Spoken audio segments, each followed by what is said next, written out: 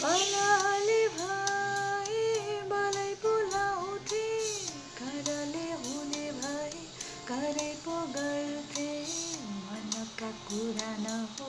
बुझ्ने कसले एकहोरो माया गरिरहे जहिले भन्नु नि के भनु ढुङ्गा टिपी के हानु मायाका कुरा नहो आफैले जानु कुरा गरे कुरैको दुखो माया गरी मन मेरो फुट्यो मलाई आँखाहरू चुम्नलाई ओठ दुखाउनलाई त मन नै छँदैछ नछुने हात थानी नछोड्ने साथ भन्थ्यो सम्हाल्न आफूलाई आफै त छँदैछ